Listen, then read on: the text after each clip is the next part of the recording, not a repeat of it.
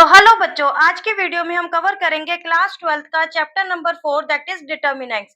इसके पार्ट 2 बेटा हम पहले ही डिस्कस कर चुके हैं। आज इसका पार्ट नंबर 3 डिस्कस करेंगे और इसमें आज क्या डिस्कस करेंगे, हम समझेंगे एडजॉइंट ऑफ द मैट्रिक्स। ठीक है, ए के हमारे पास रिलेशन गिवन है, इसका प्रूफ करेंगे। सिंगुलर और नॉन सिंगुलर मैट्रिक्स इसको समझेंगे क्या होती है, और इनवर्स समझेंगे उसका कि इनवर्स क्या होता है। ठीक है, तो अब आ जाते हैं अपने मेन टॉपिक पर, adjoint and inverse of the matrix. Today's topic is adjoint and inverse of the matrix. अब इसके अंदर बेटा देखो, एडजॉइंट क्या होता है। हमने लास्ट क्लास में समझा था कि कोफैक्टर्स क्या होते हैं, हमने माइनर्स और कोफैक्टर समझे थे। कोफैक्टर क्या होते हैं, इसके जो ये एलिमेंट होता है इसको लीव करते हैं और माइनस के वैल्यू लगाते हैं और उसको हम फाइंड आउट करते हैं। ठीक है, अभी मैं आपको करके दिखाऊंगी। तो कोफैक्टर को कैसे रिप्रेजेंट करते हैं, कैपिटल ए से रिप्रेजेंट करते हैं और उसकी मैट्रिक्स का ट्रांसपोज। समझ गए, मतलब कि जो एडजॉइंट ए है, अगर ए ये हमारे पास मैट्रिक्स है, इसका एडजॉइंट ए क्या होगा, पहले तो इसकी कोफैक्टर की मैट्रिक्स बनाओ। कोफैक्टर्स क्या होंगे, इस एलिमेंट का कोफैक्टर किससे रिप्रेजेंट करेंगे, कैपिटल ए से। Capital 1 2, capital A 3, capital 2 1, capital A 2 2, capital A 2 3, capital A 3 1, capital A 3 2, capital A 3 3। ठीक है, इसका ट्रांसपोज, इस मैट्रिक्स का ट्रांसपोज क्या होगा, एडजॉइंट ऑफ ए। ठीक है, अब इसका ट्रांसपोज क्या आएगा, A11, ये पूरी कॉलम क्या बन जाएगा, पूरा रो बन जाएगा। ये तो हमें आता है ट्रांसपोज। तो A12 A22, अब ये सेकंड कॉलम क्या बन गया, सेकंड रो बन गई। अब ये A13 A23 एंड A33। ठीक है बेटा, अब ये इसकी वैल्यू आ गई एडजॉइंट ऑफ ए की। मतलब इसके अंदर हम क्या करेंगे, पहले कोफैक्टर फाइंड आउट करेंगे, फिर उस मैट्रिक्स का ट्रांसपोज कर देंगे, तो हमें क्या मिलेगा, adjoint of A. This is the sign of transpose. मैंने ट्रांसपोज पढ़ाते हुए आपको समझाया था कि इसके दो साइन होते हैं, ऐसे भी रिप्रेजेंट कर सकते हैं और टी भी लिख सकते हैं। गॉट द पॉइंट, समझ आया। ठीक है, अब हम इसका एडजॉइंट फाइंड आउट करते हैं। एक क्वेश्चन मैंने आपको डाला है जिसके अंदर हम एडजॉइंट फाइंड आउट करेंगे। इसका A11 कोफैक्टर आपको होता है, कोफैक्टर फाइंड आउट करना पड़ेगा सबसे पहले। तो कोफैक्टर के लिए A11 कोफैक्टर किसके इक्वल आएगा, -1 की पावर 1 + 1। ठीक है, और क्या, जिस एलिमेंट का है इसको क्रॉस कर देंगे और जो हमारे पास डिटर्मिनेंट बचेगा वो ले लेंगे, 0 0 -2 एंड 3। तो इसको कैलकुलेट करेंगे तो क्या आ जाएगा, 0। ठीक है, अब A12 ऐसे कैलकुलेट करेंगे, -1 की पावर 1 + 2, 1 2 है, इस रो को और इस कॉलम को कैंसिल कर देंगे तो क्या डिटर्मिनेंट बचा, 3 1 -2 3 -2 3। ठीक है, अब इसको कैलकुलेट करेंगे तो हमारे पास क्या वैल्यू आ जाएगी, -1 आएगा। देखो इसकी पावर ऑड है, ये मैं कई बार आपको समझा चुकी, इसकी पावर ऑड होती है तो -1 होता है और इवन होती है तो +1 हो जाता है। तो दिस 9 -2 -2, ये किसके इक्वल आ जाएगा, -1, ये क्या आ गया, 11। तो ये आ गया -11 के। ऐसे ही हम सारे कोफैक्टर्स फाइंड आउट कर लेंगे। A13 क्या आ जाएगा, 0। A21 क्या आ जाएगा, आप ये सारा लिखकर ही फाइंड आउट करोगे। A21 क्या आ जाएगा, 1 के इक्वल आ जाएगा। A22 आ जाएगा 5 के इक्वल। A23 आ जाएगा -1 के इक्वल एंड A31 आ जाएगा आपका 2 के इक्वल। A32 आ जाएगा आपका -4 एंड A33 की वैल्यू क्या आ जाएगी, 3। तो ये आपके सारे कोफैक्टर्स मैंने फाइंड आउट कर लिए। आप सब बच्चे सिस्टमेटिकली फाइंड आउट करना, मैंने ऐसे आपको इसके आंसर लिख के दिखा दिए। अब कोफैक्टर की मैट्रिक्स बनेगी तो हम इसको कैसे लिखेंगे, हम डायरेक्ट लिख देंगे adjoint of A. Adjoint of A किसके इक्वल होगा, इस पूरी, पहले तो ये मैट्रिक्स लिखो, 0 11 -11 0 1 5 -1 1 5 -1 2 -4 3 2 -4 3। अभी मैंने जो पोजीशन थी उन्हीं पे लिखा है, 1 1 1 1 पे, 1 2 1 2 पे, 1 3 1 3 पे, 2 1 2 1 पे, 2 2 2 2 पे। ठीक है, अभी मैंने इसी पोजीशंस पे लिखा है। अब मैं क्या करूंगी, इनका ट्रांसपोज, जो इस मैट्रिक्स का ट्रांसपोज है वो होगा एडजॉइंट ऑफ ए। तो एडजॉइंट ऑफ ए किसके इक्वल आया, अब इस मैट्रिक्स का क्या करोगे आप, ट्रांसपोज कर दोगे। तो 0 1 2 -11 5 -3 0 -1 3 इज द आंसर। ये इसका आंसर है, हमें adjoint of A find out करना था। अभी आपने समझ लिया 3/3 का। ठीक है, आपके कोर्स में दो ही है, 2/2 और 3/2, 3/3 पे ही हम वर्क कर रहे हैं। तो ये अभी तो आपने एडजॉइंट किसका समझा, 3/3 का। अब हम समझेंगे 2/2 का। 2/2 में भी बच्चे क्या होगा, अगर आपका ए, पहले मैं एल्जेब्रिकली आपको समझा देती हूँ। ए मैट्रिक्स आपको गिवन है, A11, A12, A21, A22, यही एलिमेंट्स होंगे 2/2 में। तो इसके अंदर ए एडजॉइंट ऑफ ए क्या आ जाएगा, एडजॉइंट ऑफ ए किसके इक्वल आ जाएगा आपका, जो इसके कोफैक्टर की मैट्रिक्स बनेगी। कोफैक्टर क्या होंगे, ये होंगे 21, A22 कैपिटल ऐसे रिप्रेजेंट करते हैं, और इसका ट्रांसपोज। तो एडजॉइंट ऑफ ए किसके इक्वल आ गया, A11, A21, A12 के इक्वल क्या आ गया, इसका एडजॉइंट ऑफ ए आ गया। ठीक है, अब इसका adjoint of A find out करते हैं। इसके अंदर हम इसके कोफैक्टर्स फाइंड आउट करेंगे। A11 क्या आएगा, इसका इसको कैंसिल करेंगे, इसको कैंसिल करेंगे तो -1, और -1 के साथ क्या आता है बेटा, -1 की पावर 1 + 1। तो 1 + 1 क्या पॉजिटिव है, तो ये क्या आ जाएगा, 1 इंटू -1, तो -1 के इक्वल आ जाएगा। और 1 2 एलिमेंट करेंगे तो क्या आ जाएगा, -1 की पावर 1 + 2 इंटू में 9। तो ये क्या आ जाएगा, ये ऑड पावर है तो -9 आ जाएगा आंसर। 2 1 क्या हो जाएगा, -1 की पावर 2 + 1, 2 1 एलिमेंट है, यही कॉलम यही रो कैंसिल कर देंगे तो क्या आ जाएगा, -2 इंटू में -2। तो ये क्या आ रहा है, इवन, ये ऑड है ना पावर, तो -1 आ रहा है, और यहाँ पे -2 आ रहा है, तो ये 2 हो गया। ऐसे ही 8 किसके इक्वल आ रहा है, -1 की पावर 2 + 2, और 2 कैंसिल करेंगे तो यहाँ पे 3। तो ये भी आपकी देखो इवन पावर बन जाएगी 4, तो यहाँ पे आ जाएगा पॉजिटिव का 3। तो आपके कोफैक्टर की मैट्रिक्स क्या बन गई, -1, -9, 2 और 3 बन गई। अब इसके अंदर ये एडजॉइंट ऑफ ए किसके इक्वल आएगा, इस मैट्रिक्स का ट्रांसपोज। ठीक है, अभी तो मैंने जो पोजीशन थी उसी पे लिखा, इस मैट्रिक्स का ट्रांसपोज कर दूंगी तो क्या आ जाएगा, एडजॉइंट ऑफ ए अब किसके इक्वल आ गया, -1, 2, -1, 2, -9 और 3 के इक्वल आ गया। ठीक है बेटा, -1, 2, -9, 3 के इक्वल आ गया। अब आप एक चीज इसके अंदर नोटिस करो, एक चीज इसके अंदर नोटिस करो कि जो आपको ए गिवन था, ए ये है 3, -2, 9, -1। इसके अंदर आपने देखा जो ये वाले एलिमेंट है ये इंटरचेंज हो गए। जो ये दोनों एलिमेंट्स थे ये क्या हो रहे हैं, इंटरचेंज। देखो जहां पर 3 था वहां -1 आ गया, जहां -1 था वहां 3 था। देखो तो जो ये दोनों एलिमेंट है 1 1 2 2 वाले जो एलिमेंट है ये क्या हो रहे हैं, इंटरचेंज इंटरचेंज द एलिमेंट्स। पूरे एलिमेंट्स को एज इट इज हमने इंटरचेंज कर दिया। ये सिर्फ 2/2 के लिए ट्रिक है, 3/3 के लिए नहीं है। 3/3 के लिए जैसे मैंने आपको कैलकुलेट करवाया वैसे ही आएगा। ये सिर्फ 2/2 के लिए एडजॉइंट ऑफ ए मैं आपको बता रही हूँ। ठीक है, इन दोनों के लिए आप एलिमेंट्स इंटरचेंज कर दोगे, और जो ये वाले दो हैं तो इसके अंदर एलिमेंट इंटरचेंज नहीं करने। देखो एलिमेंट वही है, -2 है, यहाँ पे 2 है, यहाँ पे 9 है, तो यहाँ पे -9 है। यहाँ पे क्या करोगे, सिर्फ साइन चेंज करोगे, सिर्फ साइन जो जहां है वहीं रहने दोगे, सिर्फ साइन चेंज करोगे। मतलब कि देखो यहाँ पे -2 था तो 2 आ गया, यहाँ पे पॉजिटिव का 9 था तो -9 आ गया, प्लस है तो माइनस कर दिया, माइनस है तो प्लस कर दिया। समझ आया बच्चों आपको, ये 2/2 मैट्रिक्स के लिए ट्रिक है एडजॉइंट ऑफ ए कैलकुलेट करने के लिए। अब आ जाते हैं अपने प्रॉपर्टीज पर। ठीक है, अब हम अपनी थ्योरम स्टार्ट करते हैं, प्रॉपर्टीज करते हैं। ये एक प्रॉपर्टी गिवन है, ये हमें प्रूफ करनी है। ये एज अ प्रॉपर्टी भी यूज होती है, ये मोस्ट इंपॉर्टेंट है। ये क्वेश्चंस में एज अ प्रॉपर्टी आपको यूज करनी होती है।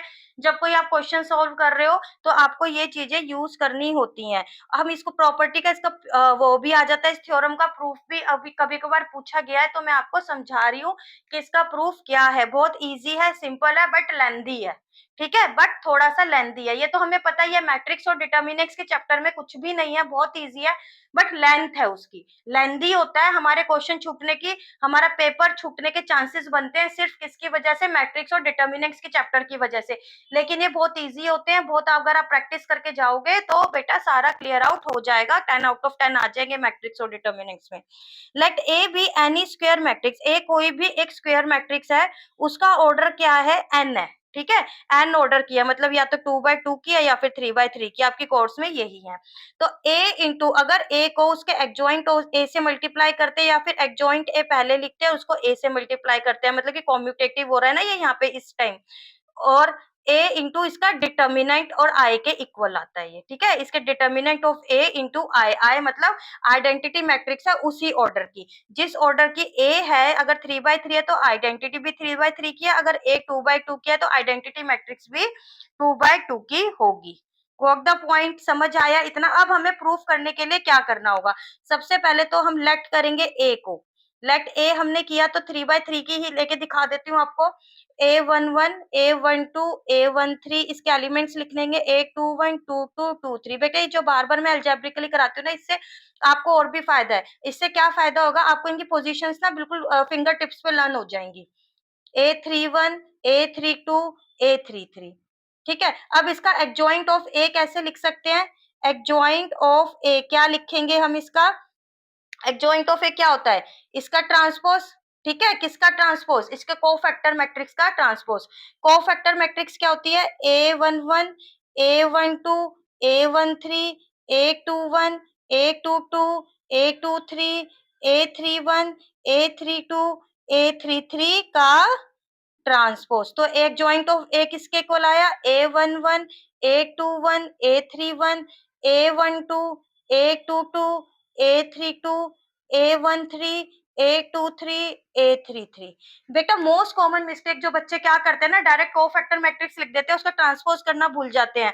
एडजॉइंट ऑफ ए, फिर आपका आधा मार्क, 1 मार्क, 2 मार्क, जो भी क्वेश्चन की एप्लीकेबिलिटी होती है उसके अकॉर्डिंग फिर आप बच्चों का कट जाता है बेटा, ठीक है। तो हमें कोफैक्टर मैट्रिक्स लिख के उसका क्या करना है, ट्रांसपोज लिखना करना है, तभी जाके वो एडजॉइंट ऑफ ए माना जाएगा, तभी वो उसका आंसर होगा, ठीक है। अब इसके अंदर अब हमें क्या करना है, हम इसको ले लेंगे, अब इन दोनों को मल्टीप्लाई करेंगे, a into adjoint of a को क्या करेंगे, मल्टीप्लाई करके दिखाना है। अब हमें a लिखेंगे पहले, A11, A12, A13, A21, A22, A23, A31, A32, A33, ठीक है। अब लिखेंगे एडजॉइंट ऑफ a, ये वाली matrix, A11, A21, A31, A capital A12, capital A22, capital A32, A13, A23, A33, ठीक है बेटा।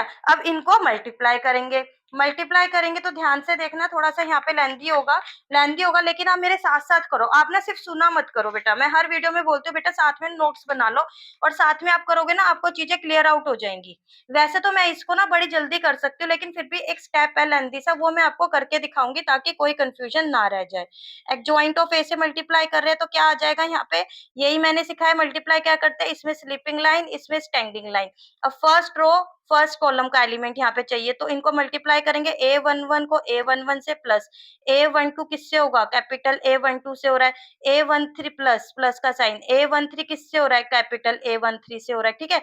अब ये किससे हो रहा है, फर्स्ट रो सेकंड कॉलम का एलिमेंट, तो क्या आएगा, A11 A21 plus A12 A22 A plus A13 A23, ठीक है। अब इसका थर्ड एलिमेंट इधर आएगा, थर्ड एलिमेंट लिखने की जगह दिए मैं यहाँ लिख लेती हूँ, A11 A31, ठीक है। अब ये वाली रो थर्ड कॉलम से मल्टीप्लाई हो रही है, A12 A32 A13 A33, ठीक है। अब इधर आ जाते हैं second row first column, A21 A11 plus A22 A12 plus A23 A13। अब A21 A21 A22 A22 A22 और A23 कैपिटल A23, ठीक है। देखो अब आ जाते हैं, ये थर्ड कॉलम में या नीचे लिख रही हूँ, ठीक है, थर्ड कॉलम के लिए यहाँ स्पेस नहीं था। अब आ जाते हैं किस पे, सेकंड रो थर्ड कॉलम पे, तो A21 A31 plus A22 A32 plus A23 capital A33। अब आ जाते हैं थर्ड रो की तरफ, थर्ड रो फर्स्ट कॉलम का एलिमेंट क्या बनेगा, A31 A11 plus A32 A12 plus A33 A13। अब थर्ड रो सेकंड कॉलम की तरफ आते हैं, A31 A21 A32 A22 plus A33 capital A23। अब third row third column, A31 A31 plus A32 capital A32, ठीक है बेटा, दोनों में डिफरेंस है, ये एलिमेंट है और ये क्या है, कोफैक्टर है। A32 प्लस A33 A33, ठीक है, ये हमने इसको मल्टीप्लाई करके निकाल लिया। अब मल्टीप्लाई करके बेटा एक बात मैं आपको बताती हूँ कि अभी जब हमने कोफैक्टर्स पढ़े थे तो हमने दो प्रॉपर्टीज पढ़ी थी। एक प्रॉपर्टी तो क्या पढ़ी थी कि अगर हम उसी के, जैसे कि अगर A11 है, उसी के उससे कोफैक्टर से, उसी पोजीशन के फैक्टर से ऐसी पूरी रो के, जैसे कि ये पूरी रो है ना, देखो यहाँ पर, ये देखो, ये है आपकी ए मैट्रिक्स के एलिमेंट और ये इनके कोफैक्टर है, ये इन्हीं के एडजेसेंट कोफैक्टर है, ठीक है, इन्हीं के एडजेसेंट कह लो या फिर कॉरेस्पॉन्डिंग कह लो। 1 1 1 1 का कोफैक्टर, 1 2 1 2 का कोफैक्टर। तो हमने पढ़ा था जब पूरी रो के और उन्हीं के कॉरेस्पॉन्डिंग के कोफैक्टर से अगर हम मल्टीप्लाई करते हैं 1 2 को 1 2 से, प्लस 1 3 को 1 3 से मल्टीप्लाई करते हैं, तो क्या आती है वो वैल्यू, हमारी डेल्टा आती है, मतलब कि उसके डिटर्मिनेंट की वैल्यू के इक्वल आता है वो। और किसी का भी हो, जैसे मतलब फर्स्ट रो का फर्स्ट रो के एडजेसेंट हो, या फिर सेकंड रो के सारे एलिमेंट सेकंड रो के वालों से मल्टीप्लाई हो रहे हो, थर्ड रो के सारे एलिमेंट थर्ड रो के सारे कोफैक्टर से मल्टीप्लाई हो रहे हो और ऐड हो रहे हो, तो क्या आता है, उसका डिटर्मिनेंट के इक्वल आता है। ऐसे देखो 1 2, इसका अगर मैं करूँ 2 1 का 2 1, A21 plus A22 A22 plus A23 किसके इक्वल आएगा, इसके डिटर्मिनेंट की वैल्यू के इक्वल आएगा। ऐसे थर्ड रो का भी आएगा, ठीक है। और एक प्रॉपर्टी और पढ़ी थी, ये तो हो गई पहली बात। और दूसरी बात हमने क्या पढ़ी थी, जब कोफैक्टर पढ़े थे बेटा, पार्ट 2 में जाकर देखना, आपको सारा मिल जाएगा। अगर आप पार्ट 2 पढ़ के आए हो तो आपको अच्छे से पता होगा। अब पार्ट 2 में दूसरी बात क्या पढ़ी थी कि जब हम इसकी वैल्यू को, मतलब जो इनके एलिमेंट्स है ना, एलिमेंट्स को, ये तो हो गई बात कि खुद के कॉरेस्पॉन्डिंग एलिमेंट्स के साथ मल्टीप्लाई होके ऐड हो रहा है। अगर इसके एलिमेंट है, मान लो फर्स्ट रो के एलिमेंट्स हैं और सेकंड रो के कोफैक्टर हैं, तब के वैल्यू क्या आती है, 0 होती है। मतलब मान लो कुछ ऐसा रिजल्ट है, A11 A21 plus A12 A22 plus A13 A23, ये किसके वैल्यू आती है, इक्वल 0 के आती है। ऐसे ही मान लो सेकंड रो के कॉलम वो है एलिमेंट है और इसके कोफैक्टर है, ऐसे कॉलम में भी, कॉलम मान लो इसके एलिमेंट है और इसके कोफैक्टर है, मतलब अगर ऐसे हमारा होता है तो सारी वैल्यूज क्या आती है बेटा, 0 आती है। तो अब आप इसके अंदर देखो, इसके अंदर देखो आप, ये देखो, इसके अंदर ये तो हमारे क्या हो रहा है, कोरस्पॉन्डिंग एलिमेंट से मल्टीप्लाई हो रहे हैं ना, देखो 1 1 इसी का कोफैक्टर, 1 2 कोफैक्टर भी यही है, 1 3 कोफैक्टर भी यही है, एलिमेंट देखो सेम है, कोफैक्टर भी उसी का कोरस्पॉन्डिंग है। इसके अंदर देखो और यहाँ पर देखो, ठीक है। इसके अलावा सारे देखो आप एलिमेंट 2 1 1 1 के, देखो 2 1 सेकंड रो का एलिमेंट है, फर्स्ट रो का कॉलम है, वो है कोफैक्टर है। देखो सेकंड रो का सेकंड एलिमेंट है, second row second column, first row second column, third second row third column और फर्स्ट रो थर्ड कॉलम, ये हो रहा है। तो ये इनकी वैल्यू इनके अकॉर्डिंग क्या आ जाएगी, 0। ये जो सारे बचे हैं ना, आप ये चेक करना, ये इसी टाइप के हैं, ठीक है। तो हमारे यहाँ पे क्या आ जाएगी, मैट्रिक्स किसके इक्वल आ गई, A into adjoint of A किसके इक्वल आ रहा है, इसको मैं क्या लिख सकती हूँ, इसका डिटर्मिनेंट A का, और ये दोनों वैल्यू क्या आ रही है, 0। और यहाँ पे ये 0 आ रहा है और देखो ये सेम हो रहा है ना, कोरस्पॉन्डिंग से हो रहा है, कोरस्पॉन्डिंग कोफैक्टर से मल्टीप्लाई हो रहा है, ये 0, यहाँ पे 0 0, इसको देखो आप, ठीक है, ये बन गया। समझ गए बच्चा। और अभी हम किस में वर्कआउट कर रहे हैं, हमारे पास अभी तक मैट्रिक्स चल रही है, मतलब मैट्रिक्स का ये डिटर्मिनेंट की वैल्यू, हमने यही तो सीखा है ना कि स्क्वायर मैट्रिक्स को जब हम उसकी वैल्यू फाइंड आउट करते हैं, डिटर्मिनेंट उसका फाइंड आउट करते हैं, तो उस वैल्यू को हम बोलते हैं डिटर्मिनेंट ऑफ ए। ठीक है, यहाँ तक आपको समझ आ गया। अब इसके अंदर से मैं ये कॉमन ले लूं तो ये क्या आ गया, इधर से कॉमन आ गया, तो अंदर क्या बची, यहाँ पे 1 बच गया, 0 1 0 0 0 1 बच गया। अभी ये मैट्रिक्स में हम वर्क कर रहे हैं, ठीक है, तो हमने कॉमन ले लिया। तो यहाँ से देखो एडजॉइंट ऑफ ए किसके इक्वल आ गया, ए इंटू एडजॉइंट ऑफ ए किसके इक्वल आ गया, इसका डिटर्मिनेंट ए का इंटू आई के इक्वल आ गया। यही हमें प्रूफ करना था। देखो ए इंटू एडजॉइंट ऑफ ए किसके इक्वल आ रहा है, इसका डिटर्मिनेंट ए का ही डिटर्मिनेंट इंटू आई के इक्वल, यही हमने किया था। और इसके लिए भी आप प्रूफ कर सकते हो, यही आएगा। अगर आप ये अपने आप से करके चेक करो, ये भी इसके इक्वल ही आएगा। ठीक है, अभी हमने इसका चेक किया है, ये ऐसे ही। अब आपको क्या करना है, adjoint of A find out करना है। अब एडजॉइंट ऑफ ए को पहले लिखना है और ए को बाद में लिखना है, और उन दोनों को मल्टीप्लाई करना है। मल्टीप्लाई करके आप देखोगे इसमें भी यही आएगा, हैंस प्रूव्ड। ठीक है, हमने इसके प्रूफ कर दिया, हैंस प्रूव्ड। समझ आया बेटा? और ये एज अ रिजल्ट ज्यादा यूज होता है ये, लेकिन आपको चीज समझ आनी चाहिए, इसलिए मैंने इतना एक्सप्लेन किया, वरना ये वाला स्टेप ना कोई भी टीचर लिख के नहीं दिखाता। ठीक है, क्योंकि लेंथी हो जाता है। समझ आया बच्चे? यहाँ पे ये थ्योरम समझ आई। एज अ रिजल्ट याद रखना है, A into adjoint of A या फिर adjoint of A into A is equals to determinant of A into I. Determinant of A into I के इक्वल है। Got the point? अब आ जाते हैं अपने नेक्स्ट टॉपिक पर। बेटा अब जो है ना ये बड़ा इंपॉर्टेंट है, मतलब ये वाला पार्ट बड़ा इंपॉर्टेंट है। तो सिंगुलर, अगर हमारी स्क्वायर मैट्रिक्स है ए, इसको सिंगुलर कब बोलते हैं? जब इसका हमने डिटर्मिनेंट फाइंड आउट किया और वो जीरो के इक्वल आ जाता है, इसको इसको क्या बोलते हैं? सिंगुलर। सिंगुलर और नॉन सिंगुलर बहुत इंपॉर्टेंट टर्म्स हैं। सिंगुलर और नॉन सिंगुलर, बच्चे कंफ्यूज हो जाते हैं, छोटी छोटी चीजें नहीं सीखते, कहीं यूज हो जाते हैं तो कंफ्यूज हो जाते हैं। बस छोटी सी चीज है, अगर हमने इसका फाइंड आउट किया, डिटर्मिनेंट इसकी वैल्यू फाइंड आउट करी, तो क्या हो जाएगी? ये हो जाएगी ना। इसको अगर हम फाइंड आउट करें तो क्या हो रहा है? 8, यहाँ से -8, दिस इज 0, तो this is a is the singular matrix. बस सिंपल सी बात है। अब यहाँ पर देखो नॉन सिंगुलर, जिसमें जीरो के इक्वल ना आए, नॉन सिंगुलर इफ, तो इसके अंदर अगर हम इसको कैलकुलेट करें, चेक करें, तो किसके इक्वल आ रहा है? 4 माइनस ऑफ 6 के इक्वल आ रहा है, दैट इज -2। ये जीरो के इक्वल नहीं है। पॉजिटिव आए, नेगेटिव आए, कुछ भी आए, बस जीरो के इक्वल नहीं आना चाहिए। उसका डिटर्मिनेंट तो हमारे पास वो मैट्रिक्स क्या होती है? Non singular matrix. समझ गए बच्चे? ये अभी हम इनवर्स पढ़ेंगे, उसमें बहुत यूजफुल है, इसलिए इसको मैं इतना प्रेशर देके समझा रही हूँ। अब आ जाते हैं थ्योरम नंबर 2 पे। अगर वो कह रहा है ए और बी दोनों नॉन सिंगुलर मैट्रिक्स है, नॉन सिंगुलर मैट्रिक्स का मतलब है इसका डिटर्मिनेंट भी जीरो के इक्वल नहीं है और इसका डिटर्मिनेंट भी जीरो के इक्वल नहीं है। नॉन सिंगुलर का मीनिंग यही है, ऑफ द सेम ऑर्डर, और सेम ऑर्डर है, या तो 2x2 की है या तो 3x3 की है। देन ए बी या बी ए और ऑल्सो नॉन सिंगुलर मैट्रिक्स। तो अगर इसको मैट्रिक्स को अगर हमने मल्टीप्लाई कर दिया ए बी को और उनका डिटर्मिनेंट फाइंड आउट किया, तो वो भी नॉन सिंगुलर मैट्रिक्स है। या फिर बी ए किया, ए बी किया, चाहे बी ए किया, तो वो भी नॉन सिंगुलर मैट्रिक्स आएंगी और सेम ऑर्डर की बनेगी। वो तो हमें पता है, मल्टीप्लाई करने के बाद सेम ऑर्डर ही होता है। ठीक है, अगर 2/2 को 2/2 से ही मल्टीप्लाई होगी और मल्टीप्लाई करने के बाद 2/2 ही आएगा। 3/3 से ही मल्टीप्लाई होगी और मल्टीप्लाई करने के बाद 3/3 ही आएगा। ये तो हमें पता है। बस वो इतना सा कह रहा है, अगर ए नॉन सिंगुलर है, बी नॉन सिंगुलर, तो ए बी भी नॉन सिंगुलर आएगी और बी ए भी नॉन सिंगुलर आएगी, मतलब कि उनके डिटर्मिनेंट जीरो के इक्वल नहीं आएंगे। Got the point? अब आ जाते हैं थ्योरम नंबर 3 पर। थ्योरम नंबर 3 बेटा ये रिजल्ट मोस्ट इंपॉर्टेंट है, मोस्ट इंपॉर्टेंट रिजल्ट। अगर हमने दो मैट्रिसेस को पहले मल्टीप्लाई किया और फिर उनका डिटर्मिनेंट फाइंड आउट किया, या फिर उनको सेपरेटली उनका डिटर्मिनेंट फाइंड आउट किया और फिर उनको मल्टीप्लाई किया, तो वो इक्वल आएंगे। Got the point?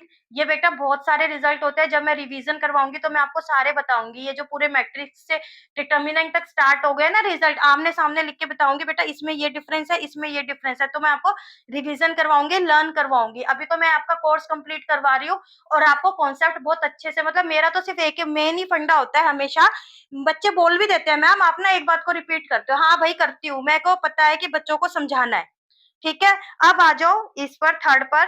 अगर ए एक स्क्वायर मैट्रिक्स है, स्क्वायर मैट्रिक्स है और हमने उसका ट्रांसपोज लिया, ठीक है, एक ट्रांसपोज हमने फाइंड आउट किया, ये आ गया, तो इसके अंदर जो डिटर्मिनेंट ए का फाइंड आउट होना था, मतलब जो ए का डिटर्मिनेंट फाइंड आउट होना था, वो ट्रांसपोज का भी सेम रहेगा, क्योंकि एलिमेंट्स तो बेटा सेम ही रहेंगे ना, कुछ चेंज तो नहीं हुआ, कुछ कैलकुलेशन तो नहीं करी। ट्रांसपोज में तो हम सीधा क्या करते हैं, जो उसकी रोज होती है उनको कॉलम बना देते हैं, जो कॉलम होते हैं उनको रोज बना देते हैं, इंटरचेंज ही तो करते हैं रोज और कॉलम को, और कुछ भी नहीं करते।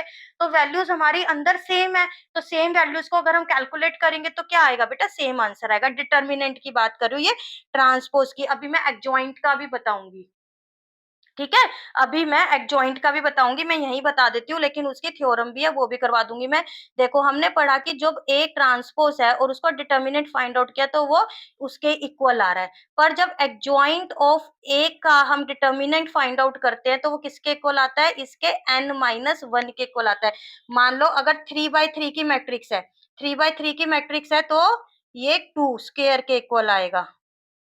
ठीक है, इसके स्क्वायर के इक्वल आएगा। अगर 2/2 की मैट्रिक्स है तो इसका डिटर्मिनेंट किसके इक्वल आएगा, इसके 1 के, इसके इक्वल, तब इक्वल आएगा जब 2/2 की मैट्रिक्स है तो क्या आ जाएगा 2 - 1, n क्या है 2 है तो 2 - 1 तो इसके इक्वल आएगा जब इक्वल आएगा। अगर 3/3 की मैट्रिक्स है तो उसके स्क्वायर के इक्वल आएगा, वो द पॉइंट। या फिर 4/4 की है तो उसके क्यूब के इक्वल आएगा। ये बेटा ये चीजें बच्चे कंफ्यूज हो जाते हैं, हाँ ये पढ़ा तो था डिटर्मिनेंट एडजॉइंट वाला उसमें लगा देंगे, ट्रांसपोज में लगा देंगे, ट्रांसपोज और एडजॉइंट में कंफ्यूज हो जाएंगे। कंफ्यूज होने का मेन रीजन क्या होता है, लास्ट मोमेंट में जल्दी जल्दी सब कुछ पढ़ते हो, सोचते हो पढ़ लिया, पर जब पेपर में जाते हो तो बेटा सिक्टी पिक्टी गुल हो जाती है। अब आ जाते हैं इफ टू रोज और कॉलम आर प्रोपोर्शनल। अगर दो रो या दो कॉलम या तो सेम है, प्रोपोर्शनल की जगह मैं सेम भी लिख सकती हूँ। ठीक है, अगर मान लो इसके अंदर देखो 1 2 3 है, इसमें देखो 2 4 6, अगर मैं यहाँ से 2 कॉमन निकाल रहा हूँ 1 2 3 1 2 3 हो गया ये, तो 7 8 9। अब दो रोज रो 1 और रो 2 आपस में क्या है प्रोपोर्शनल है, तो इसका डेल्टा इज इक्वल्स टू 0 हो जाएगा। ठीक है, यहाँ पर भी देखो ये कॉलम 1 और कॉलम 3 देखो प्रोपोर्शनल है, यहाँ से मान लो मैं 4 कॉमन निकाल देती हूँ तो 1 2 3 9 8 7, ये क्या आ गई 1 2 3, तो ये क्या आ गई, तो डेल्टा इज इक्वल्स टू 0 आ गया। गॉट द पॉइंट, छोटे छोटे पॉइंट है यूज होते हैं तो इनको ध्यान रखना है। ठीक है, ये समझ आ गया, ये आ गया। या फिर सेम है तो ऑब्वियसली प्रोपोर्शनल है, मतलब उसमें 1 कॉमन है, इसमें तो 2 कॉमन था, इसमें 4 कॉमन था, पर उसमें जब इक्वली है तो मतलब यहाँ पे 1 कॉमन है तो भी डेल्टा 0 ही होगा। ठीक है, तो भी डेल्टा 0 होगा। गॉट द पॉइंट, समझ आ गया। अब आ जाते हैं अपने नेक्स्ट क्वेश्चन की तरफ। अब जो मैंने आपको यहाँ पे दो ये बातें बताई हैं, इन्हीं से रिलेटेड मैं एक क्वेश्चन आपको करवा रही हूँ, फिर आगे अपने नेक्स्ट टॉपिक की तरफ बढ़ेंगे।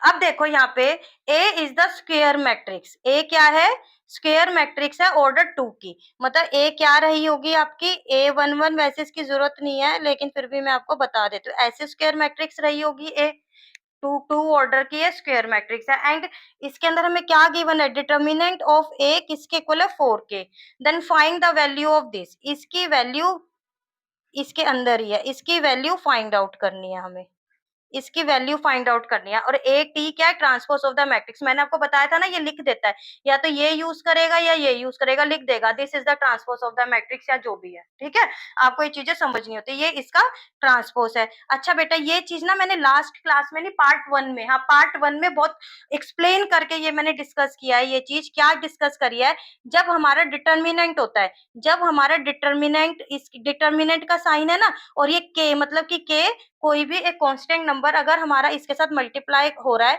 तो जब वो हम डिटर्मिनेंट के साइन से बाहर लिखते हैं तो क्या लिखते हैं, के की पावर एन लिखते हैं। एन क्या है उसकी ऑर्डर, ए का ऑर्डर यहाँ पे क्या है 2 है, तो यहाँ पर क्या आ जाएगी के की पावर 2 आ जाएगी।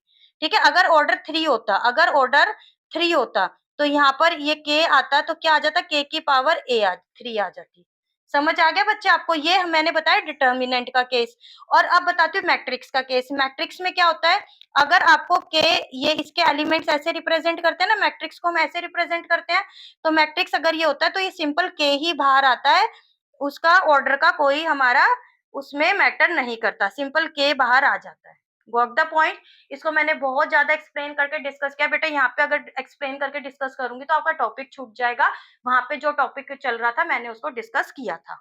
ठीक है, तो अब ये यहाँ पर मैं क्या लिखूंगी, बिकॉज के ए इज इक्वल्स टू के की पावर एन ए बन जाता है। तो यहाँ पर अब मैं इसको डिटर्मिनेंट के साइन से बाहर लूंगी इस कांस्टेंट को, तो क्या आ जाएगा 2 की पावर, यहाँ पे एन क्या है ऑर्डर क्या है 2 है, तो 2 की पावर 2 और डिटर्मिनेंट के साइन में ये रह जाएंगे। ठीक है, आ गया समझ। अब देखो, अब मैंने दो चीजें आपको सिखाई हैं, एक तो ये वाला लगेगा अब यहाँ पर कि अगर दो मैट्रिक्स को मल्टीप्लाई किया और उनको डिटर्मिनेंट लिया तो उनको सेपरेट करके लिख सकते हैं।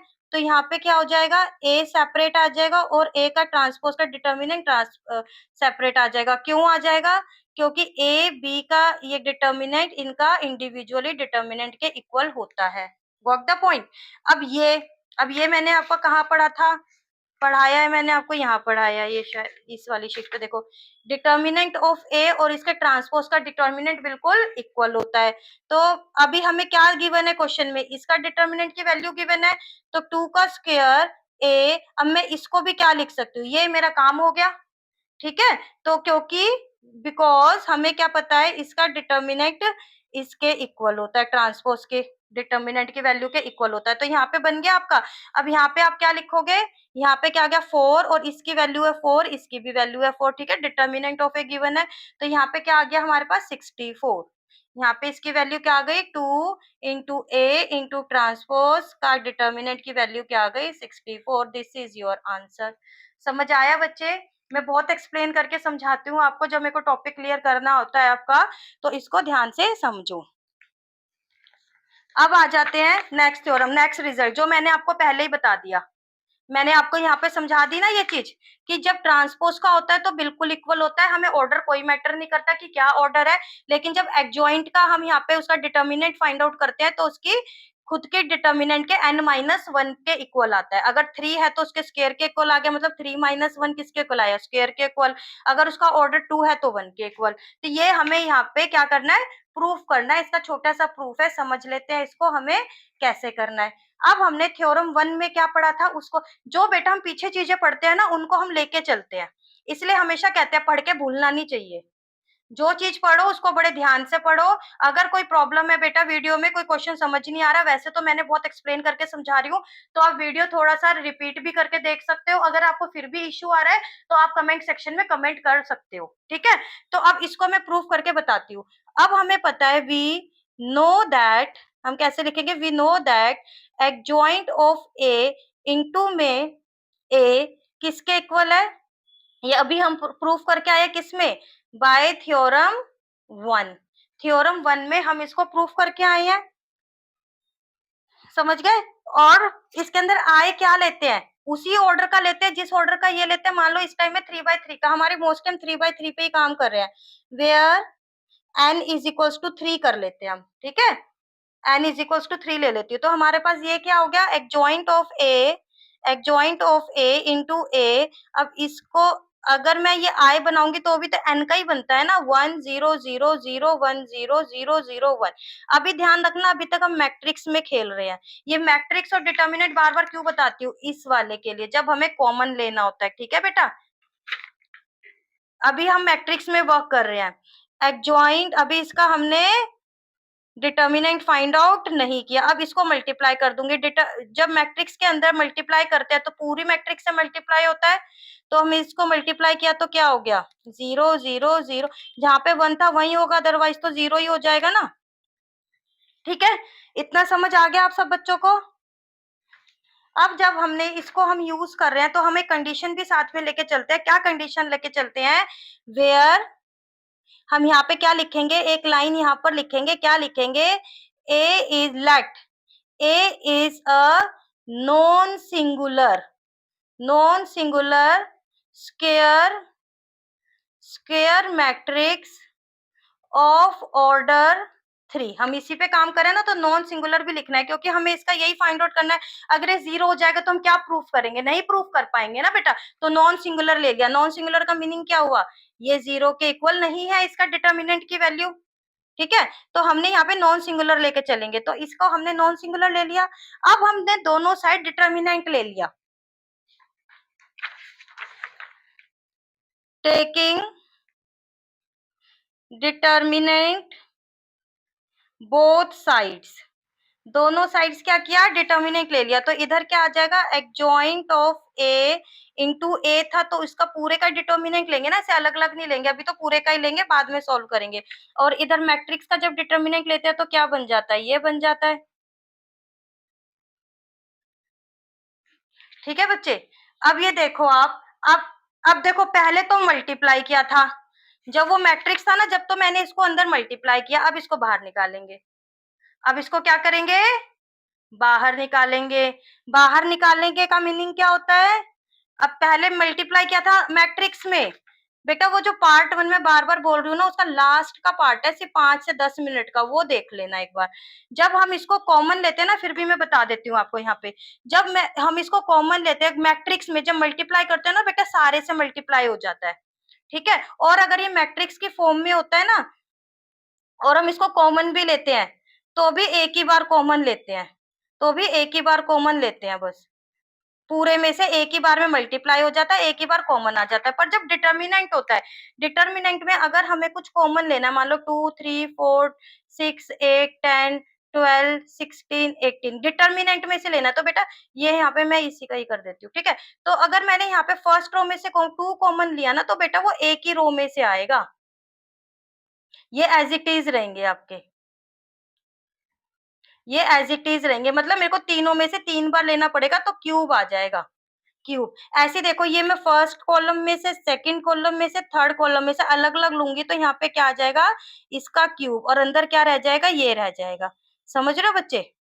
अगर ये 2/2 की होती, अगर यही सेम 2/2 का मान लो आप प्रूफ कर रहे हो, आपके एग्जाम में आ गया 2/2 की मैट्रिक्स लेके प्रूफ करना है, तो आप इसका अभी डिटर्मिनेंट में चेंज हो चुका है, तो ये क्या आएगा, स्क्वायर आएगा, ठीक है।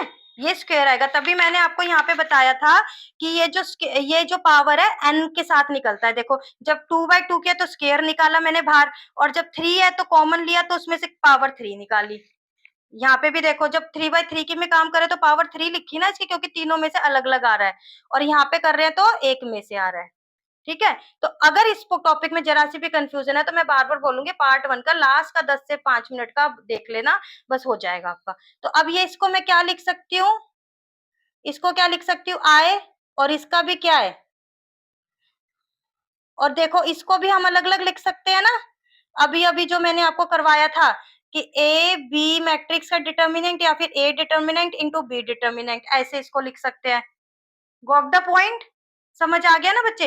अब इसको देखो, अब इसका क्या होता है, जब भी हम किसी आइडेंटिटी मैट्रिक्स का डिटर्मिनेंट फाइंड आउट कर रहे हैं, तो वो ऑलवेज 1 के इक्वल आता है। तो ये हमारे पास क्या हो गया, एडजॉइंट ऑफ ए का डिटर्मिनेंट इंटू ए का डिटर्मिनेंट, ए क्यूब के डिटर्मिनेंट के इक्वल आ गया। अब यहाँ पे देखो, पावर 1 है, यहाँ पे 2 है, तो ये क्या आ जाएगा, किसके इक्वल आ जाएगा, पावर 2 के इक्वल आ जाएगा। आ गया? आ गया ना, जब हमारी 3 थी तो स्क्वायर के इक्वल आ गया, जो मैंने बताया था, हेंस प्रूव्ड। अब इसको जनरली क्या लिखेंगे, अभी तो सिर्फ एक क्यूब के लिए हमने किया है। In general, if A is a square matrix, if A is a square matrix of order n, अगर ऑर्डर n है, 2 है, 3 है, 4 है, 5 है, हमें नहीं पता, देन एडजॉइंट ऑफ ए का जो डिटर्मिनेंट है किसके इक्वल होगा, ए के डिटर्मिनेंट की पावर n-1 की। यही हमें प्रूफ करना था इन जनरल, ठीक है, इन जनरल यही हमें प्रूफ करना था। Got the point? समझ आया बेटा? कोई कंफ्यूजन तो नहीं है? अब आ जाते हैं सबसे अच्छे और प्यारे टॉपिक पे, a square matrix A is invertible. अब हमें क्या प्रूफ करना है, इनवर्टिबल। अब हम इनवर्स पे आ गए, if and only if non singular matrix, ठीक है। हमने अभी थर्ड चैप्टर में, मैट्रिक्स के चैप्टर में एक चीज पढ़ी थी कि अगर A B is equals to B, A is equals to I हो जाता है, तो ये क्या होती है, इनवर्टिबल मैट्रिक्स होती है। तो ये क्या हो जाती है, इन्वर्टिबल मैट्रिक्स हो जाती है। मतलब बी हो जाता है ए का इनवर्स, और ए हो जाता है बी का इनवर्स, एक दूसरे के आपस में ये इनवर्स हो जाते हैं। ये हमने थर्ड चैप्टर में पढ़ा है। तो अब ये प्रूफ कर रहा है। अब हम अगर हम डिटर्मिनेंट से चेक करें, एज ए डिटर्मिनेंट उसका फाइंड आउट करें, तो कह रहा है जब वो नॉन सिंगुलर मैट्रिक्स होगी ना, तभी उसका इनवर्स होगा, ठीक है, तभी उसका इनवर्स एग्जिस्ट करेगा। तो सबसे पहली कंडीशन तो क्या होती है, सबसे पहले जब भी हम इनवर्स का क्वेश्चन करते हैं, तो हम उसका डिटर्मिनेंट चेक करते हैं। अगर वो नॉट इक्वल टू 0 है, नॉन सिंगुलर मैट्रिक्स है, तभी उसका इनवर्स एग्जिस्ट करता है, अदरवाइज नहीं करता। बस इसी को हमें क्या करना है, प्रूफ करना है यहाँ पे, ठीक है। इसके दो प्रूफ में समझाऊंगी आपको। फर्स्ट प्रूफ, इसके प्रूफ में क्या करेंगे, let A be the invertible matrix, first proof है इसका। फर्स्ट प्रूफ हमने जो गिवन है उसको ही मान लिया, let A be the invertible matrix, की ये इन्वर्टिबल मैट्रिक्स है। तो अब हमें क्या बताना है कि नॉन सिंगुलर होगी वो, ठीक है। अब हमें ये प्रूफ करना है ऑफ ऑर्डर एन, हमें ऑर्डर भी बताना है, ऑफ ऑर्डर एन में हम काम कर रहे हैं, ठीक है। सच दैट, हमें पता है ना, जो ये चीज मैंने बताई है चैप्टर 3 में पढ़ के आए हो, such that A B is equals to B, A is equals to I, ठीक है। अगर वो इन्वर्टिबल है तो ये तो है ही ना, ठीक है, सच दैट ये तो है, अगर इन्वर्टिबल है तो ये तो है, हम तो पढ़ के आए हैं। सो जब इसका हमने दोनों साइड क्या किया, दोनों साइड इसका क्या ले लिया, डिटर्मिनेंट ले लिया, तो ये इसके इक्वल आ गया, ठीक है, इसके इक्वल आ गया। इसका मैंने अभी अभी आपको लास्ट उसमें बताया था कि किसी भी आइडेंटिटी मैट्रिक्स का जब डिटर्मिनेंट लेते हैं तो 1 के इक्वल आता है, तो ये किसके इक्वल आ गया, 1 के इक्वल आ गया, ठीक है। अब इसको सेपरेट भी कर सकते हैं, ये भी हम पढ़ के आए थे डिटर्मिनेंट को, तो ये 1 के इक्वल आ गया, ठीक है। इससे क्या पता चला, जब आप डिटर्मिनेंट क्या होता है बेटा, डिटर्मिनेंट क्या होता है, एक नंबर होता है, एक वैल्यू होती है, एक नंबर होता है। जब हम दो नंबर्स को मल्टीप्लाई करेंगे, उसमें से अगर एक भी जीरो हुआ तो वो जीरो आ जाएगा ना। पर हमने यहाँ क्या देखा कि जब दोनों नंबर्स को मल्टीप्लाई कर रहे हैं, determinant is a number, calculation होने के बाद जो नंबर आता है, ठीक है। तो अगर हम दोनों नंबर को मल्टीप्लाई कर रहे हैं और हमारे पास तो 1 आ रहा है, मतलब इसमें से एक भी जीरो नहीं है, ठीक है, इसमें से एक भी जीरो नहीं है। इससे क्या पता चला, this gives this not equal to zero, hence A is a, hence इसका मीनिंग क्या है कि ये नॉन सिंगुलर है। हम यही तो पढ़ के आए हैं कि जब अगर ये होता है तो ये non singular, hence A is a non singular matrix. या फिर बी के लिए भी सेम बात बोल सकते हैं, बी भी नहीं है, दोनों में से एक भी होगा तो जीरो हो जाएगा ना बच्चे, तो बी भी नहीं है, तो बी भी क्या है, नॉन सिंगुलर मैट्रिक्स है, ठीक है। और बी क्या है, ए का इनवर्स है। जो मतलब इससे आपको क्या पता लगा, जो इसका इनवर्स फाइंड आउट करेंगे वो भी नॉन सिंगुलर है। जो ए तो नॉन सिंगुलर है ही, वो तो हमारे कंडीशन में है। देखो हमने यही क्या था, हमने माना वो इन्वर्टिबल है और हमने प्रूव कर दिया कि वो नॉन सिंगुलर है, ठीक है। समझ आया। अब इसका उल्टा मानेंगे, इसका कन्वर्सली, ठीक है। अब हम मानेंगे कि वो नॉन सिंगुलर है। अब हम मैट्रिक्स को दूसरे पार्ट में, मैंने कहा था ना 2 डेरिवेशंस आपको करवाऊंगी, तो दूसरे पार्ट में हम क्या मानेंगे कि वो नॉन सिंगुलर है। Conversely, conversely let A be a non singular, non singular matrix of order N.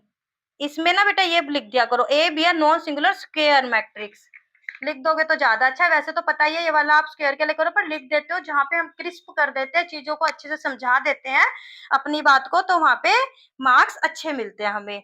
Then अगर वो नॉन सिंगुलर है तो इसका मीनिंग क्या हुआ कि जो इसका डिटर्मिनेंट है जीरो के इक्वल नहीं है, ठीक है। अब बाय थ्योरम 1 हम क्या पढ़ के आए हैं, बाय थ्योरम 1 हमने किसके लिए करी थी, नॉन सिंगुलर के लिए तो पढ़ी थी ना, मैंने बताया था आपको, बाद में ऊपर जाके लाइन मैंने यहाँ पे लिखवाई थी, non singular square matrix of order 3, ठीक है। अब इसके अंदर देखो, A into adjoint of A is equals to adjoint of A is equals to into A is equals to, इसका यही थी हमारी थ्योरम 1 जिसका हमने प्रूव भी किया है अच्छे से, ठीक है। अब मैं इसको अगर दोनों के इधर ले आऊं तो इक्वल, ये इक्वल का साइन है ना, तो अगर मैं इधर ले आऊं तो क्या बन जाएगा, adjoint of A divided by A का determinant, adjoint of A into A divided by A का determinant is equals to I बचेगा यहाँ पे, ठीक है। ये दो जगह क्यों गया, ये इक्वालिटी अलग है, मतलब हम इसको ऐसे सोच सकते हैं ना, A into adjoint of A is equals to A I, क्या मैंने तो एक ही प्रूफ करवाया था ना, और adjoint of A into A is equals to A का डिटर्मिनेंट, ये ऐसे है, तो इधर इसमें इसके इक्वल आ गया, इसमें इक्वल आ गया, मैंने तो इक्वालिटी तीनों एक साथ लिख के दिखा दी, ठीक है। ये दो नहीं है, एक ही है बेटा, इन दोनों के साथ आएगा, इक्वालिटी अलग अलग है ये। अब इसको अगर हम एडजस्ट कर ले तो ए इंटू बाहर ले लिया और 1 बाय ये, सिर्फ एडजस्टमेंट कर रही हूँ लिखने का तरीका, ठीक है, is equals to 1 by this into adjoint of A into में A is equals to I, ठीक है। समझ आ गया। अब इसको किससे रिलेट करोगे, कंपेयर विद किसके साथ, A B is equals to B A is equals to I, वही बन रहा ना, A into B into A is equals to I, where B किसके इक्वल है, 1 by this into adjoint of A, ठीक है। और इसके अकॉर्डिंग बी क्या है, बी क्या है, ए का इनवर्स है, तो यहां से ए की इनवर्स की वैल्यू क्या आई, ये आई। समझ गए बच्चे। इसके अंदर मैंने दो आपको बताया, सो ए इज इन्वर्टिबल, यहाँ पे हमने क्या माना, नॉन सिंगुलर मैट्रिक्स, और यहाँ पे तो हमने ए इनवर्स की वैल्यू ही फाइंड आउट कर दी, ठीक है। सो यहाँ पे क्या लिखेंगे, A is invertible, A is invertible matrix. Got the point, समझ आया आपको? इसके अंदर जब हमें इनवर्स का क्वेश्चन करना होता है ना बेटा, इनवर्स फाइंड आउट करना होता है, तो फर्स्ट स्टेप क्या होता है, हम उसका डिटर्मिनेंट चेक करते हैं। अगर वो नॉन सिंगुलर है तभी इनवर्स एग्जिस्ट करेगा, नहीं तो नहीं करेगा। अगर कर गया तो उसको एडजॉइंट ए फाइंड आउट करते हैं और ए इनवर्स फाइंड आउट कर देते हैं। अब ये वाला क्वेश्चन देखो, ए इज इक्वल्स टू, ये आपको गिवन है, तो आपको सबसे पहले तो ये वेरीफाई करना है, ये वेरीफाई करना है जो हम वहां पे करके आए ना थ्योरम 1 में, वो आपको वेरीफाई करने के बोल रहा है, और फिर बोल रहा है ए इनवर्स फाइंड आउट करो। सबसे पहले तो हम ये चेक कर लेते हैं ये नॉन सिंगुलर मैट्रिक्स है भी या नहीं है। ठीक है, अब इसके लिए हमें क्या फाइंड आउट करना होगा, इसका डिटर्मिनेंट चेक करना होगा। तो 1 into this minus this, 16 minus 9 minus 3। अब इसके अंदर देखो 4 माइनस 3 आ रहा है, 4 माइनस 3 प्लस ये वाला एलिमेंट 3, अब इसका ये वाली बचेगी 3 माइनस 4, 3 माइनस 4। अब इसको कैलकुलेट करेंगे तो किसके इक्वल आ रहा है, 1 के, जो कि इसके इक्वल नहीं है। So A is non singular matrix and A inverse exist, A inverse exist कर रहा है। ठीक है, अब हम ए इनवर्स फाइंड आउट करते हैं, बट अभी हमें बीच में ये बोलते हैं कि ये इसको आप ये वेरीफाई कर दो एक बार। अब ये वेरीफाई करने के लिए हमें adjoint of A find out करना पड़ेगा। एडजॉइंट ऑफ ए के लिए सारे कोफैक्टर आप अच्छे से करोगे, मैं डायरेक्ट आपको लिख के बता रही हूँ इसके आंसर्स। ठीक है, A13 -1, इन क्वेश्चन में बेटा बस यही होता है, ये ना लेंदी होते हैं, कैलकुलेशन इजी होती है बट लेंदी होते हैं, और लेंदी के चक्कर में ना कैलकुलेशन में कंफ्यूज होने का खतरा बना रहता है, बना क्या रहता है, आप बच्चे कर ही देते हो, और बेटा हमसे भी हो जाती है, तो उसको बड़ा ध्यान से आप करना है। -3, और इससे आप जितनी ज्यादा प्रैक्टिस करोगे ना बेटा, उतना आप इसको कवर कर पाओगे। ठीक है, ये मैंने आपको सारे कोफैक्टर लिख के दे दिए यहाँ पे, कोफैक्टर। अब इससे मैं adjoint of A find out कर लूंगी। अब सबसे पहले तो मैं कोफैक्टर ही लिख रही हूँ। एडजॉइंट ऑफ ए किसके इक्वल होगा, एडजॉइंट ऑफ ए जो ये मैं यहाँ पे मैट्रिक्स बनाऊंगी उसके ट्रांसपोज के इक्वल होगा। अब इसको मैं लिख रही हूँ 7 -1 -1 -3 -3 1 माइनस, ये क्या है, 7 -1 -1 -3 1 0, -3 है बेटा, ये 1 है, -3 1 0, एक सेकेंड,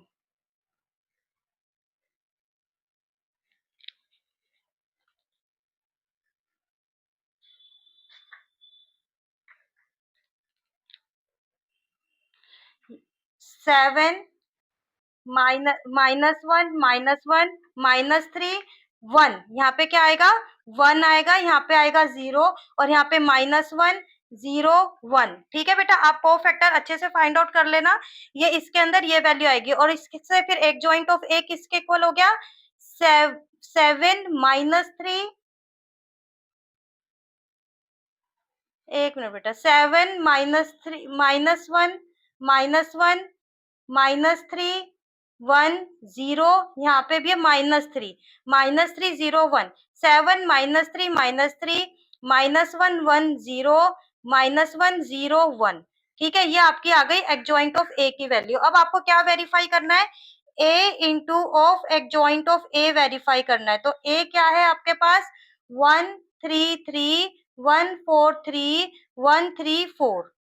ठीक है, और आपके पास एडजॉइंट है क्या है, 7 -3 -3 -1 1 0 -1 0 1, ये इसके इक्वल है। अब आप इनको क्या करोगे, मल्टीप्लाई कर दोगे, मैंने यही सिखाया, स्लीपिंग लाइन स्टैंडिंग लाइन। तो अब आप इनको मल्टीप्लाई करोगे तो फर्स्ट रो फर्स्ट कॉलम, तो 1 इंटू 7 1 इंटू 7 7 आ जाएगा, प्लस -3 यहाँ पे क्या आ जाएगा, -3 +3 +0, यहाँ पे क्या आ जाएगा, -3 +0 +3, यहाँ पे आ जाएगा 7 -4 -3, यहाँ पे आ जाएगा -3 +4 +0, यहाँ पे आ जाएगा -3 +0 +3, यहाँ पे आ जाएगा। अब थर्ड रो आ गई, फर्स्ट कॉलम, 7 -3 -4 7, यहाँ पे आ जाएगा -3 +3 +0, यहाँ पे आ जाएगा -3 +0 +4। ठीक है, ये आ रहा है। अब आप इसको कैलकुलेट करोगे तो ये किसके इक्वल आ रहा है, देखो 7 -6 1 0 0 0 1 0 0 0 1 के इक्वल आ रहा है। ठीक है, अब अगर और मेरे को इसको किसके इक्वल प्रूफ करना था, अब अगर मैं इसको यहाँ पे 1 से मल्टीप्लाई कर दूं तो एक ही बात है, 1 से मैं मल्टीप्लाई कर सकती हूँ, और 1 किसकी वैल्यू आई थी जब हमने किया था, तो इसका डिटर्मिनेंट की वैल्यू आई थी, और इसको 1 0 0 0 1 0 0 0 1। अब ये क्या है, आपकी आइडेंटिटी मैट्रिक्स बन गई है ना, तो मैं इसको आई लिख सकती हूँ, तो मैं इसको आई लिख सकती हूँ, और ये किसके इक्वल आ गया, adjoint of A into adjoint of A के इक्वल आ गया, हैंस वेरीफाइड। हमने ये वेरीफाई कर दिया, यही वेरीफाई करना था। अब हमें क्या फाइंड आउट करना है, ए इनवर्स। ए इनवर्स किसके इक्वल है, इसका डिटर्मिनेंट इंटू एडजॉइंट ऑफ ए का फॉर्मूला है, तो 1 बाय इसकी वैल्यू क्या है, 1 है, हमने कैलकुलेट करी थी, देखो यहाँ पर 1 के इक्वल आई थी। ठीक है, और adjoint of A, adjoint of A क्या है हमारे पास, ये इसका एडजॉइंट ऑफ ए है, तो यहाँ पर ये लिख देंगे 7 -3 -3 माइनस 1 1 0 और -1 0 1। ठीक है, तो ये इसके ए इनवर्स किसके इक्वल आ गया, ये तो 1 बाय 1 है तो 1 ही हो गया, तो 7 -3 -3 -1 1 0 -1 0 1। गॉट द पॉइंट, समझ आया बेटा, ये ए इनवर्स का है। अब 2 क्वेश्चन और है इससे रिलेटेड, मैं आप बच्चों को करवा देती हूँ, बहुत इजी क्वेश्चंस हैं। अभी तो बस मैंने कॉन्सेप्ट क्लियर करने के लिए क्वेश्चंस ले लिए हैं, फिर जब हम अपने क्वेश्चन प्रैक्टिस करेंगे सारी, तो उसके अंदर सारे क्वेश्चंस करेंगे, हर तरीके के क्वेश्चंस उसके अंदर मैं लूंगी। अब देखो यहाँ पे आपको क्या गिवन है, ये गिवन है ए क्यूब इज इक्वल टू 27। अब इसके अंदर बेटा एक फॉर्मूला होता है, अगर कोई मैट्रिक्स है उसका क्यूब किया, ठीक है, उसका क्यूब या कोई भी n की पावर करी, तो वो किसके इक्वल हो जाती है, उसका डिटर्मिनेंट की पावर के बाहर हो जाती है। मतलब एक ही बात होती है, तो उसको 3 बार मल्टीप्लाई करो और फिर उसका डिटर्मिनेंट फाइंड आउट करो, या फिर पहले एक ही का डिटर्मिनेंट फाइंड आउट कर लिया फिर उसको मल्टीप्लाई कर दिया। ठीक है, तो ये इसके इक्वल होता है, तो इसको मैं क्या लिख सकती हूँ, ये इसके डिटर्मिनेंट के साइन के बाहर आ जाएगा, तो इसको ये लिख सकती हूँ, तो इसको क्या लिख सकती हूँ, 3 की पावर 3 लिख सकती हूँ। ठीक है, ये 3 आ गई, एन ये 3 है। ठीक है, इसकी क्या हो सकती है, अब ये क्या हो गया, ए डिटर्मिनेंट 3 के इक्वल आ गया, इसको दे देंगे नंबर 1, और यहाँ से क्या आ जाएगा, ए डिटर्मिनेंट देखो अल्फा 2 अल्फा के इक्वल आ रहा है, यहाँ पे इसका फाइंड आउट करेंगे तो अल्फा स्क्वायर -2 के इक्वल आ रहा है, इसको 2 नंबर दे दिया, from 1 and 2 alpha square -2 is equals to 3 के इक्वल आ गया, दोनों तरफ ही ए का डिटर्मिनेंट आ रहा है, तो ए स्क्वायर इज इक्वल्स टू क्या आ रहा है इसके अंदर, ये आ रहा है अल्फा स्क्वायर -4। ठीक है, तो ये आ गया 7, तो यहाँ से अल्फा किसके इक्वल हो गया, +√7 के इक्वल वैल्यू आ गई, that is option number D. अब आ जाते हैं आज के लास्ट क्वेश्चन पर। आज का last question, if A is a square matrix of order 3, एक ऑर्डर 3 की आपको स्क्वायर मैट्रिक्स गिवन है, और उसके अंदर हमें उसका वैल्यू क्या दी हुई है, 9 दी हुई है, ए डिटर्मिनेंट किसके इक्वल दिया हुआ है, 9 के इक्वल दिया हुआ है, तो हमें क्या फाइंड आउट करना है, 2 into adjoint of A find out करना है। अभी मैंने आपको अभी 2 क्वेश्चन पहले में एक फॉर्मूला बताया था, 2 क्वेश्चन पहले में एक फॉर्मूला क्या बताया था मैंने, अगर इसके डिटर्मिनेंट के साथ मल्टीप्लाई हो रहा होता है तो उसकी पावर n इसके बाहर आ जाता है। अब मैं इसको लूंगी तो ऑर्डर क्या है, 3 है, यहाँ पे n की वैल्यू क्या है बेटा, 3 है, तो ये क्या आ जाएगा, 2 की पावर 3, और अंदर क्या रह जाएगा, एडजॉइंट ऑफ a आ जाएगा। ठीक है, अभी हमने एक यहाँ पे एक और प्रूफ किया था, क्या प्रूफ किया था, कि एडजॉइंट ऑफ ए का जो डिटर्मिनेंट है वो ए के डिटर्मिनेंट के n-1 के इक्वल है। ठीक है, यही अभी हमने फाइंड आउट किया था, तो यहाँ पे ये किसके इक्वल हो जाएगा, ए n-1 मतलब 3-1, 2 की पावर क्यूब माइनस ए की पावर स्क्वायर डॉट डॉट, ये माइनस हो रहा है स्क्वायर, तो 8 इंटू में ए की स्क्वायर मतलब 9 की स्क्वायर, ये किसके इक्वल आया, this will be equal to 648, this is your answer। तो 2 into adjoint of a की वैल्यू क्या आ गई, 648। बेटा इस टाइप के क्वेश्चन एग्जाम में देखने को मिलते हैं, डायरेक्ट बहुत कम देखने को मिलते हैं कि इसका कोफैक्टर फाइंड आउट करो, इसका माइनर फाइंड आउट करो, ऐसे नहीं मिलते। इस टाइप के क्वेश्चन देखने को मिलते हैं, इनवर्स फाइंड आउट करने को मिलता है, वेरीफाई करने को मिलता है, इस टाइप के क्वेश्चन देखने को मिलते हैं। तो बेटा thank you so much for watching this video. अगर ये वीडियोज आपको हेल्पफुल लगी है तो please like, subscribe and share with your all the friends. So thank you so much.